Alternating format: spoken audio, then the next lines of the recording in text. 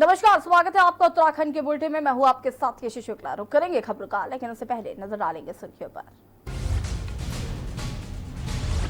CM Trivendra ने पेयजल निगम और जल संस्थान के अधिकारियों के साथ की बैठक। जनसाधारण को पेयजल आपूर्ति की समुचित व्यवस्था करने के निर्देश। कोरोना जांच का दायरा बढ़ाने की कवायद देहरादून में तैयार। लैब 29 को होगी शुरू। सीएम ने कहा अल्मोड़ा में लैब बनाने को केंद्र से अनुरोध। विधानसभा अध्यक्ष ने प्रवासियों से घरवारी में पत्र लिखकर की अपील। क्वारंटीन होने के लिए मांगा सहयोग। त्रिवेंद्रम से हरिद्वार पहुंचेगी स्पेशल ट्रेन। पुणे से लालकुआ के लिए भी रवाना हुई स्पेशल ट्रेन। प्रवासियों को लाने में जुटी सरकार। प्रदेश में 17 हुई कंटेनमेंट जोन की संख्या। सभी गतिविधियों पर पूर्ण प्रतिबंध। हरिद्वार जिले में 4 नए क्षेत्रों को कंटेनमेंट जोन घोषित किया गया।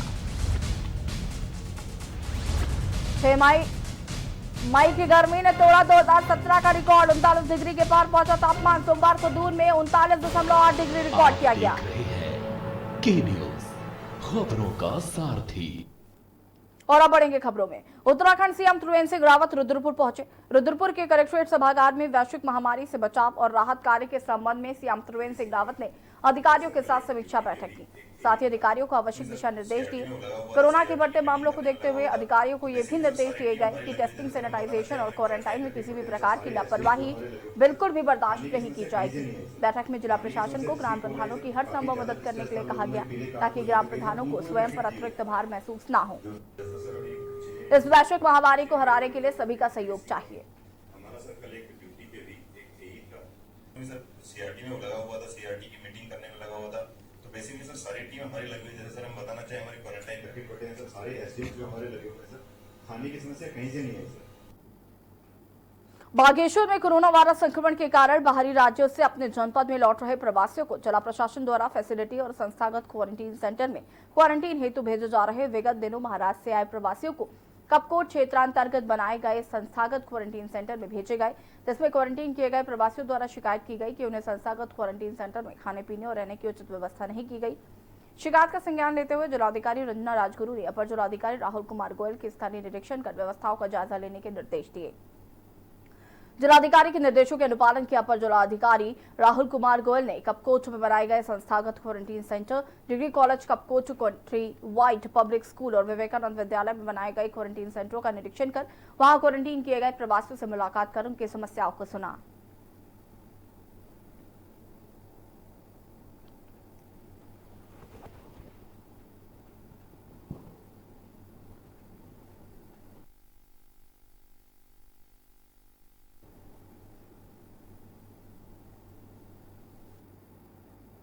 रुद्रप्रयाग जिले की नवनियुक्त जिलाधिकारी वंदना चौहान ने स्टेजिंग एरिया गुलाबराय संस्थागत क्वारंटीन सेंटर, सम्राट होटल सिरोबगढ़ के साथ ही आइसोलेशन वार्ड कोटेश्वर और गढ़वाल मंडल विकास निगम तिलवाड़ा का निरीक्षण किया।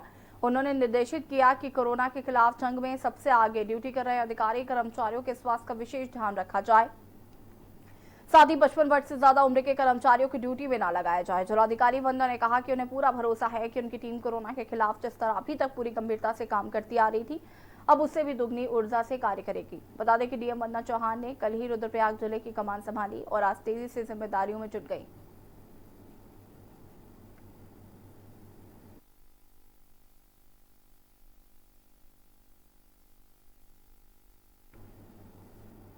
जनपद चमोली से 172 लोगों के सैंपल कोरोना जांच के लिए भेजे गए थे, जिसमें से 15 सैंपल की रिपोर्ट पॉजिटिव और 102 सैंपल की रिपोर्ट नेगेटिव आ चुकी है, जबकि 55 सैंपल की रिपोर्ट आनी बाकी है। कोरोना पॉजिटिव मरीजों के संपर्क में आए सभी संदिग्ध लोगों के सैंपल लगातार जांच के लिए भेजे जा रहे हैं। कोविड संक्रमण के बचाव के दृष्टिगत बाहरी प्रदेशों से आए 188 प्रवासी फैसिलिटी क्वारंटाइन में चल रहे हैं। जिला प्रशासन ने इन प्रवासियों को गौचर, कर्णप्रयाग, मंदर, गैरसैंण, ग्वालदम, जोशीमठ, भराड़ी सैड, पीपलकोट इत्यादि स्थानों पर फैसिलिटी क्वारंटाइन किया है। मेडिकल टीम फैसिलिटी क्वारंटीन में ठहराए गए लोगों की रेगुलर जांच कर रही है, जबकि 11,514 प्रवासियों को होम क्वारंटाइन किया गया है। होम क्वारंटीन लोगों के स्वास्थ्य परीक्षण के लिए गठित 23 मोबाइल चिकित्सा टीमों ने 51 गांवों में घर घर जाकर 420 क्वारंटीन व्यक्तियों की स्वास्थ्य जांच की। जिले के विभिन्न क्षेत्रों से कोरोना संक्रमण की जानकारी जुटाने के लिए 18 ब्लॉक एवं सिटी रिस्पांस टीम निरंतर कार्य कर रही है।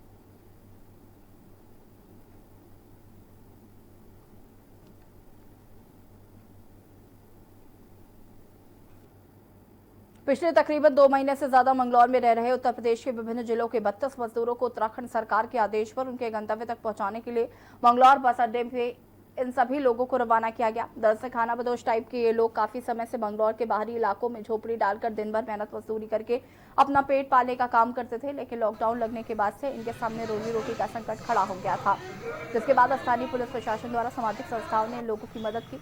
इन लोगों ने प्रशासन से गुहार लगाई गई थी कि प्रशासन ने इन लोगों के लिए बस उपलब्ध कराई और मंगलौर बस अड्डे से इनकी रवानगी की गई। रुड़की पहुंचकर मेडिकल टीम द्वारा इन सभी का परीक्षण कराया गया। वहां से इन्हें इनके घरों तक रवाना किया जाएगा। लॉकडाउन में फंसे प्रवासियों ने उत्तराखंड सरकार का आभार भी व्यक्त किया।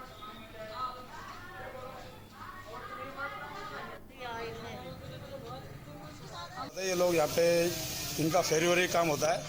ये खानाबदोश टाइप के लोग होते हैं, इनके डेरे होते हैं यहाँ पे। तो डेरे डाले हुए थे इन्होंने, करीब 30-32 लोग हैं। तो अब शासन से आदेश आया था इनको इनके घर में भिजवाया जाए। तो आज कुछ थोड़ा इनको एक राहत दी जा रही है कि इनको एक बस मंगाई है, वहाँ से एसडीएम साहब ने बस भेजी थी रुड़की से। अब यहाँ से सीधा रुड़की भेजा जाएगा इनको। इनकी लिस्ट तैयार कर ली हम लोगों ने और उसके बाद इनका मेडिकल चेकअप होगा और उसके बाद इनके गंतव्य जहाँ पे जो जिले का जहाँ पे आदमी होगा उसको वहाँ भेज दिया जाएगा। लॉकडाउन की वजह से कुछ परिवार जो कि यूपी के विभिन्न जंगों से ताल्लुक़ रखते थे वे यहाँ फंस गए थे, लेकिन आज प्रशासन ने उनके लिए एक बस भेजी है। यहाँ से उनको लेके रुड़की जाया जाएगा और वहाँ बसों से इनके गंतव्य स्थानों पर भेजा जाएगा। जैसा कि देखा जा सकता है, एक बस जो उनके लिए भेजी गई है और यहाँ कुछ परिवार हैं, करीब 32 लोग हैं, छोटे छोटे बच्चे और महिलाएं भी हैं, जो कि यहाँ कूड़ा बीनने और मजदूरी का काम करते थे, लेकिन लॉकडाउन की वजह से यहाँ फंस गए थे। लेकिन प्रशासन ने आज उनके लिए एक बस भेजी है और उनको रुड़की भेजा जाएगा। वहाँ इनका मेडिकल परीक्षण करके इनको इनके घरों पर भेजा जा सकेगा। ये जो लोग भी है प्रशासन और सरकार का शुक्रिया अदा कर रहे हैं। के न्यूज़ के लिए अकील अहमद, मंगलौर। मंगलौर क्षेत्र के लंढौरा में 2 राज मिस्त्रियों की रिपोर्ट कोरोना पॉजिटिव आने से कस्बे वासियों में दहशत फैल गई थी। साथ ही स्वास्थ्य विभाग में हड़कंप मच गया था। स्वास्थ्य विभाग की टीम दोनों कोरोना पॉजिटिव लोगों के संपर्क में आए लोगों को चिन्हित करने में लगी हुई थी और टीम ने दोनों मरीजों के परिवार के 18 लोगों को होम क्वारंटाइन कर दिया है। पुलिस ने दोनों मोहल्लों को बैरिकेडिंग लगाकर सील भी कर दिया और दोनों मोहल्ले में आवाजाही पर पूरी तरह से रोक लगाने के साथ ही पुलिस की तैनाती कर दी गई है।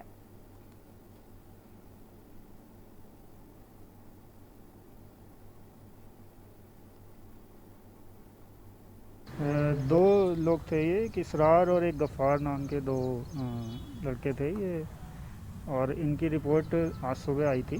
तो सीएमओ मैम ने तुरंत उसको मैसेज फॉरवर्ड किया। उसके बाद हमारी टीम में सचिन और आशीष जी ने तुरंत आके यहाँ पे उनको एम्बुलेंस से मेल हॉस्पिटल भिजवाया है। दोनों ही की रिपोर्ट पॉजिटिव है और आगे की कार्रवाई उसी प्रकार से होगी जैसी होती है। कोरोना आपदा के कारण उत्तराखंड सहित देश में हवाई सेवा भी प्रतिबंधित कर दी गई थी, लेकिन 2 माह के इंतजार के बाद घरेलू उड़ान की स्वीकृति भारत सरकार ने उड्डयन मंत्रालय को दी। तो उत्तराखंड के सबसे बड़े एयरपोर्ट देहरादून हवाई अड्डे पर विमान सेवा शुरू होने से यात्रियों के साथ एयरपोर्ट से जुड़े सभी लोगों ने सरकार का आभार जताया। एयरपोर्ट निदेशक के साथ डोईवाला के एसडीएम लक्ष्मीराज चौहान, एसपी सदर परवीन डोभाल, सीओ राकेश देवली, कोतवाल प्रदीप बिस्क के साथ देहरादून के सीएमओ भी मौजूद रहे। पूरे दिन सिर्फ 5 हवाई सेवाएं चली, जिसमें दिल्ली, मुंबई और पंतनगर के बीच सेवाएं शुरू हुई। हालांकि मुंबई की फ्लाइट को कैंसिल कर दिया गया था, लेकिन दिल्ली, देहरादून और पंतनगर के यात्री आए और गए। एयरपोर्ट पर हर यात्री को थर्मल स्क्रीनिंग से गुजरना पड़ा, तो वहीं उनके सामान को सैनिटाइज किया गया। बाहर से आने वाले सभी 150 हवाई यात्रियों को देहरादून के विभिन्न होटलों में 7 दिन के लिए क्वारंटाइन किया गया है। फिलहाल 31 मई तक एयरपोर्ट पर प्रतिदिन 7 उड़ानों का संचालन शुरू रहेगा। और वहीं एयरपोर्ट की तैयारियों का डोईवाला से के न्यूज़ संवाददाता राजकुमार अग्रवाल ने जायजा लिया।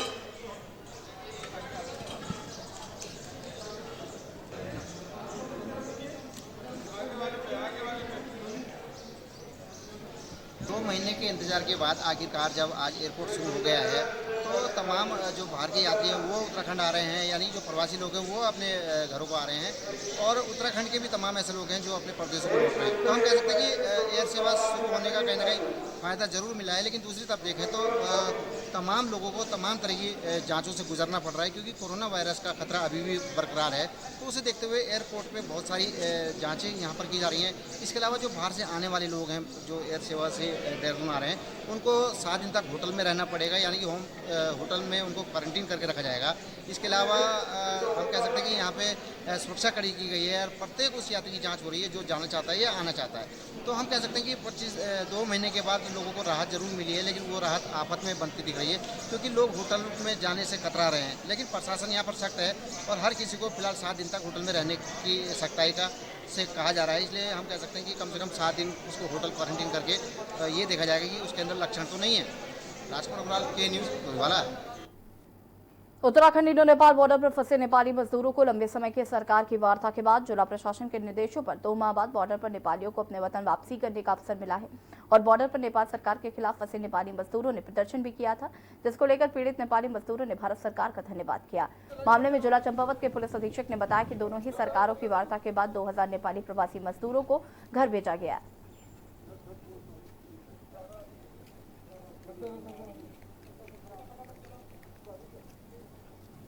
हम लोग का पहला जो 2 महीने से हम लोग लॉकडाउन में फंसे हुए थे, अभी जो नेपाल सरकार के और इंडिया सरकार के जो संधि हुई, अब जैसे बात मिली उनके बाद हम लोग का जो नेपाली का हम लोग का जो पिठारा है जो इंडिया सरकार का बहुत अच्छा ही है। कुछ समय से काफ़ी अन्य राज्यों से, अन्य जनपदों से नेपाली नागरिक हमारे बनबसा पहुंच रहे थे।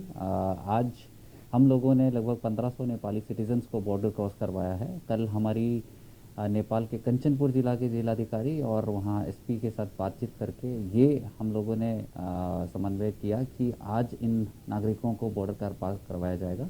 अतः आज 1500 नागरिकों को बॉर्डर पार करवाया गया है। सर, क्या कारण रहा? पहले हामी नहीं भरी थी, अब हामी भर दी नेपाल सरकार ने। देखिए, धीरे धीरे चूँकि भारी संख्या में नेपाली नागरिक आए हैं और ये भी काफ़ी मजबूर लोग हैं, यहाँ पे काफ़ी समय से यहाँ पे रह रहे थे, तो आखिरकार नेपाल सरकार को चूँकि इनकी कंडीशन देखते हुए इनको आज जो है लेना पड़ा।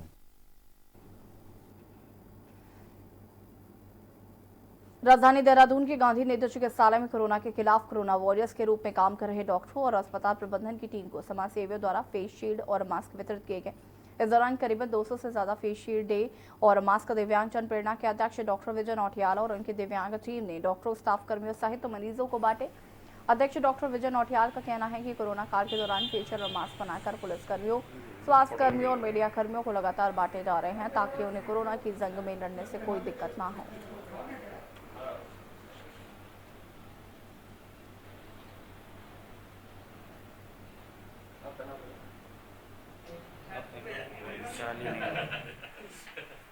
लगातार आप कोरोना वॉरियर्स के रूप में काम भी कर रहे हैं, कितना उपयुक्त देखते हैं आप इन मास्क को?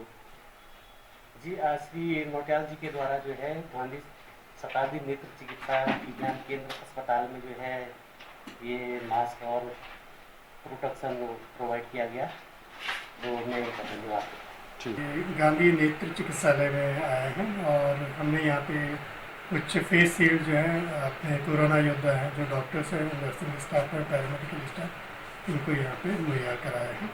और जैसे कि मैं आपको बता दूं कि हमारे जो ये फेस मास्क है, हमारे दिव्यांग बंधु हैं जो अपने आर्टिफिशियल लिम्स यूज़ करते हैं, उनके सहयोग से ये बनाए गए हैं हमारे सेंटर पर। अभी तक जो हमने 2000 के आसपास जो है फेस शील्ड पूरे ऑल ओवर या जो देहरादून में जैसे पुलिस कर्मियों को, सफाई कर्मियों को और जो हॉस्पिटल्स में वहाँ पे प्रोवाइड कर रही है।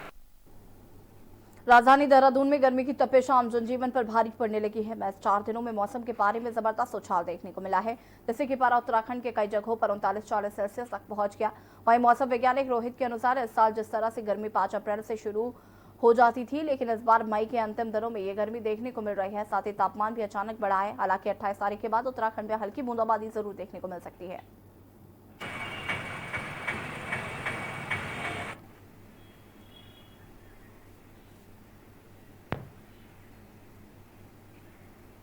वाले 1-2 दिन में अधिकांश स्थानों पे मौसम जो है शुष्क रहेगा। 26-27 को जो उत्तराखंड के पर्वतीय क्षेत्र, खास करके इंटीरियर डिस्ट्रिक्ट्स हैं जैसे उत्तरकाशी, जम्मू, रुद्रप्रयाग, पिथौरागढ़, वहाँ कहीं कहीं बहुत हल्की वर्षा की संभावना है। उसके बाद 28 से जो है उत्तराखंड में अधिकांश स्थानों पे हल्की से मध्यम वर्षा की संभावना है जो अगले 2-3 दिन तक रहेगी।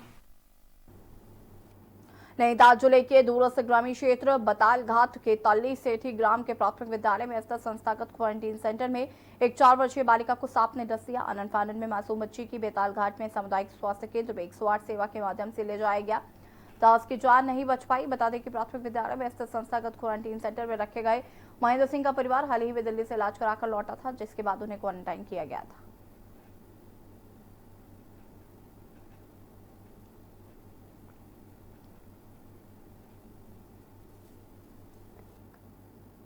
रुद्रपुर नगर निगम के कांग्रेसी पार्षदों ने नेता प्रतिपक्ष मोनू निषाद के नेतृत्व में नगर निगम गेट पर धरना देकर मुख्य नगर आयुक्त को हटाने की मांग की। नेता प्रतिपक्ष मोनू निषाद और कांग्रेसी पार्षदों को समर्थन देने के लिए कांग्रेसी जिला महासचिव सुशील गाबा भी नगर निगम पहुंच गए और उन्होंने पार्षदों के उत्पीड़न रुके हुए विकास कार्य और मुख्य नगर आयुक्त द्वारा पार्षदों के प्रवेश पर रोक लगाए जाने के खिलाफ कड़ा आक्रोश व्यक्त करते हुए पार्षदों का समर्थन दिया। और कांग्रेसी पार्षद एवं नेता प्रतिपक्ष मोनू निषाद ने कहा कि समस्त पार्षद मुख्य नगर आयुक्त की तानाशाही से त्रस्त है। पूरा नगर निगम क्षेत्र की जनता को रुके हुए विकास कार्यों के कारण बहुत कष्ट झेल रही है। सड़कों की हालत बद से बदतर हो गई है और इस कारण मुख्य नगर आयुक्त के हटाना बहुत जरूरी है।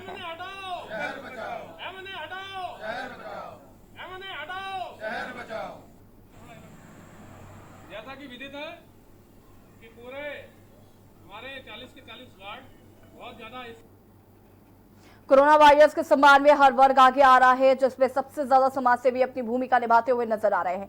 इसी क्रम में समाजी कार्यकर्ता हाजी गुलफाम अहमद की अगुवाई में मुस्लिम समुदाय से जुड़े अन्य समाजसेवियों ने विकासनगर में कोरोना वॉरियर्स के रूप में सफाई कर्मचारियों को उपहार देकर सम्मानित किया। समाजसेवी हाजी गुलफाम अहमद का कहना है कि कोरोना वायरस जैसी महामारी के चलते हुए लॉकडाउन में अग्रिम पंक्ति में डॉक्टर, सफाई कर्मचारी, पुलिस और पत्रकार अपनी अहम भूमिका निभा रहे हैं, जिनका हौसला अफजाई के लिए उन्हें सम्मानित किया जाना चाहिए। आपको बता दें कि इससे पूर्व में ये लोग कोरोना वॉरियर्स के रूप में पुलिसकर्मियों और स्वास्थ्य सेवाएं दे रहे और चिकित्सकों को, अन्य स्टाफ को भी उपहार देकर सम्मानित कर चुके हैं।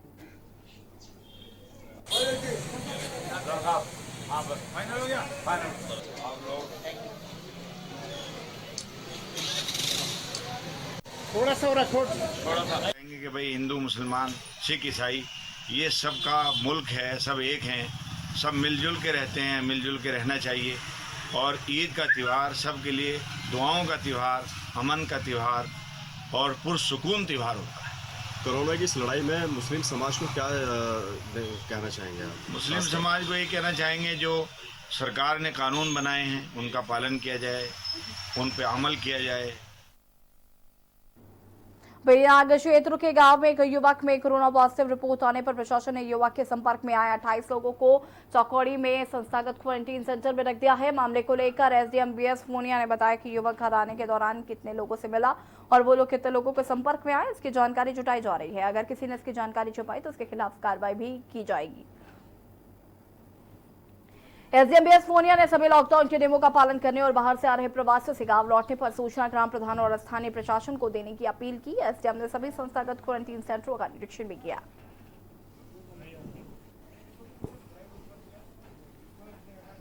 मैं चार्ज लिया है, तो मैं देखते हुए आ रहा हूँ थल में और चार से चौकड़ी है। कल एक पॉजिटिव केस हमें मिला इस तहसील में और उसके संपर्क में आए हुए और उसके परिवार के लोग लगभग 28 लोग हैं जो उनके संपर्क में आए हैं, उनको हमने इंस्टीट्यूशन क्वारंटीन करा दिया है टीआरच में। आगे इसके लिए सभी को निर्देशित कर दिया गया कि सख्ती से इसका पालन किया जाए, खासकर सोशल डिस्टेंसिंग का और अन्य चीजों का। उधम सिंह नगर के किक्षा स्थित सूरजमल कॉलेज में क्वारंटीन सेंटर में महिला से सिपाही द्वारा किए गए अभद्रता और मारपीट के मामले में एसएसपी बरजिंदर सिंह जीत ने कहा अपना रुख लिया है। उन्होंने आरोपी सिपाही के खिलाफ पीड़िता की तहरीर के आधार पर मुकदमा दर्ज करते हुए सिपाही को बर्खास्त कर दिया है। एएसपी देवेंद्र पिंचुआ का कहना है कि आम लोगों के साथ किसी भी तरीके की अभद्रता बर्दाश्त नहीं की जाएगी। उन्होंने आम लोगों से भी कानून के हिसाब से कार्य करने की बात कही है। एएसपी ने कहा कि पुलिसकर्मियों के साथ साथ आम लोगों को भी संयम बरतने की आवश्यकता है।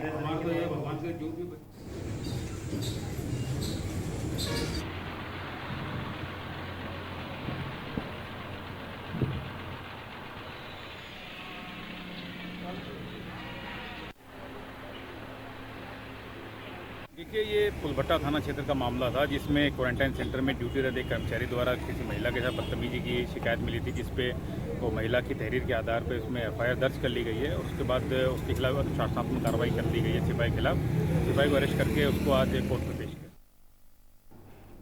कोरोना वायरस के चलते पूरे देश में ईद का त्योहार सादगी से मनाया गया, जिसकी एक झलक नैनीताल में भी देखने को मिली। जामा मस्जिद नैनीताल में 4 लोगों ने सामाजिक दूरी के साथ नमाज पढ़कर देश और दुनिया में अमन सुकून दुआएं मांगी और वहीं खासकर कोरोना वायरस से निजात पाने की भी दुआ मांगी गई। बता दें कि ईद मुसलमानों का सबसे बड़ा त्योहार माना जाता है, जिसमें लोग शिकवे गिले भूलकर एक दूसरे से गले मिलते हैं, एक दूसरे के घर जाकर मीठे पकवानों का मजा लेते हैं। लेकिन इस बार सामाजिक दूरी के साथ ईद की बधाई देते हुए नजर आए। बिना किसी के घर फोन पर वीडियो कॉल करके बधाई दी गई। वहीं जामा मस्जिद के नायब इमाम मोहम्मद अखलाक ने बताया कि इस वर्ष सादगी के साथ ईद मनाई जा रही है।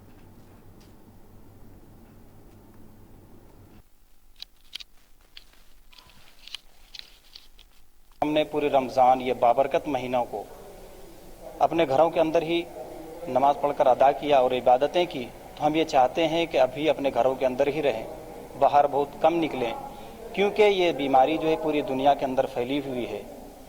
तो ये और लॉकडाउन का पालन हमें करना है। महिमा बीते को है, लेकिन हेमकुंड साहिब और लोकपाल लक्ष्मण मंदिर में अभी भी 20 फीट से अधिक बर्फ जमी हुई है। गुरुद्वारा पवित्र सरोवर और लोकपाल लक्ष्मण मंदिर कहीं भी नजर नहीं आ रहे हैं, जबकि हेमकुंड साहिब पैदल मार्ग पर कई जगह 40 से 50 फीट ऊंचे हिमखंड खड़े हैं। इस बीच गुरुद्वारा हेमकुंड साहिब की मनमोहक तस्वीरें सामने आई हैं। देखिए पूरी रिपोर्ट को।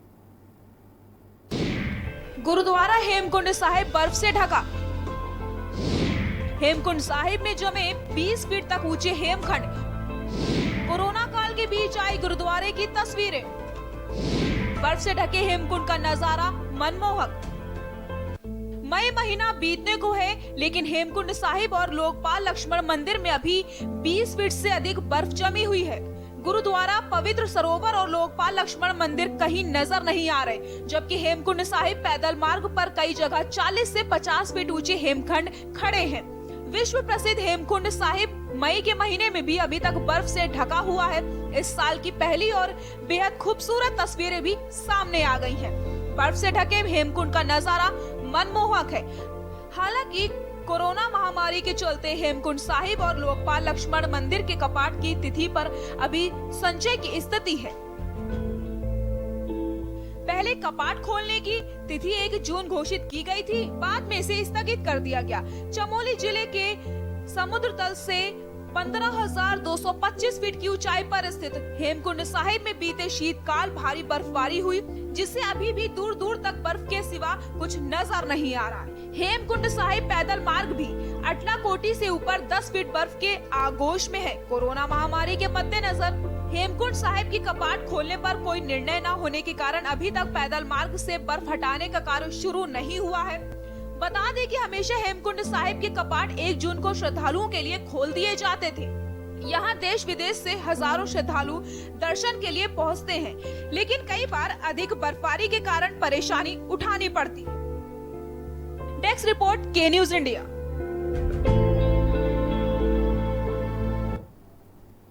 उत्तराखंड के बुलेटिन में फिलहाल इतना ही। देखते रहिए के न्यूज इंडिया। नमस्कार।